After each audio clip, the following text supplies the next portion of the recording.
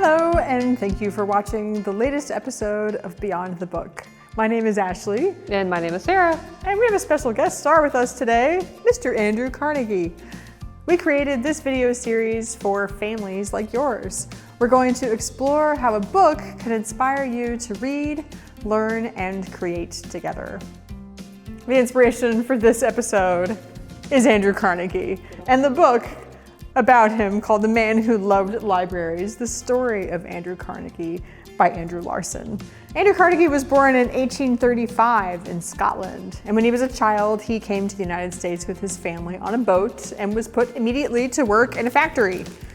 He worked 12-hour shifts to help support his family. Can you imagine working 12 hours? No, I don't when want you're to. 12 years old?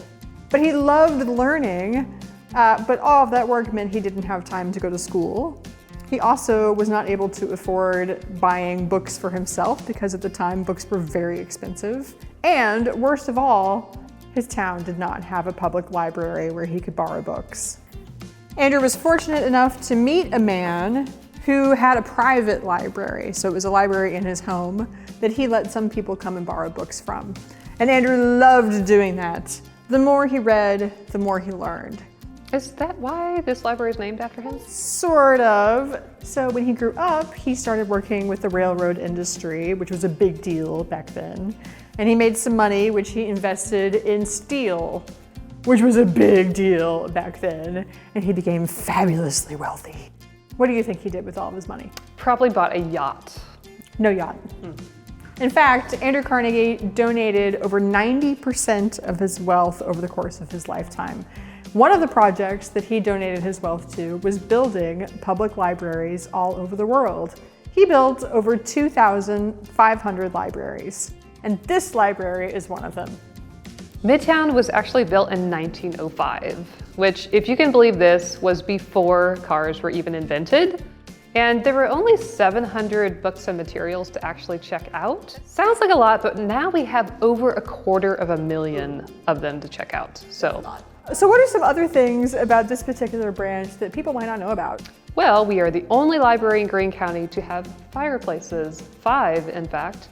And even though we don't use them anymore, we have a pretty impressive boiler in our basement that we use for steam heat. We also have original stained glass windows and woodwork from 1905. And we have a secret attic that staff used to go up to have their breaks in a long time ago. I'm pretty sure that staff doesn't go take their break in the attic anymore. Oh no. What other kinds of things have changed in the over 100 years that this branch has been open? For starters, we used to have a dumbwaiter. You know what that is? No. Well, it's actually a really smart way to move materials from different levels, like a tiny elevator just for books. Not big enough for a person. Right. Hopefully no people were actually in these elevators, but don't have those anymore. Also, some parents might remember a big old metal mezzanine that used to go over our adult nonfiction section. That was taken down in 1999. And there's this legendary tale that a staff member once leaped from the railing onto a light fixture. Whoa. Yeah. I don't think Andrew Carnegie would approve of that behavior. Probably not, right? There's been a lot of changes over the years, over 115 years to be exact, at Midtown. And if you and your family are interested in that history, we actually have a little Midtown-Carnegie Library history book for kids. And it has some old photographs over the years and also decade to decade, what were the popular books to check out and different trends going on. Neat. So can we check this book out or does it just stay here at the branch? It just stays here at the branch to look at, but yeah, always available to look at. And I kind of remember a few years ago, we used to do tours of the building. We did, and we hope to do that again sometime soon. That would be really neat. Yeah, but we can always answer questions when you come in. You know, it's really just amazing that Andrew Carnegie gave away so much of his wealth. 90% is a lot. That's 9 out of every $10. If you were suddenly a billionaire, what sort of projects would you invest in to help your community? Probably yachts are not the best thing. I don't think yachts are helping the community, especially around here. I don't know where we'd put a yacht. No. But helping your public library is helping. Libraries are one of the last free public spaces that we have available where you can read, learn, have some community experiences, If you'd like to make a contribution to our library system, you can. Go to thelibrary.org, choose Library Info, support your library, and choose from a number of different ways that you can make a contribution, including donating to our children's departments. Absolutely. We always appreciate that. Speaking of children's departments, we have an event going on at Midtown for the whole month of May, and it's a way for your kids to be able to find their favorite books, maybe a little bit easier.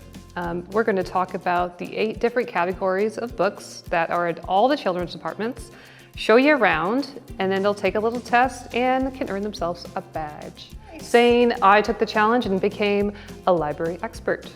And you can wear your badge to another branch to show off that you were library experts? You sure can. The categories will be in different places, but there's always librarians there to help you find it. And it's really just about getting your kids familiar with these 8 different types of things to check out. I love it. Really start to learn more about the collection. For sure.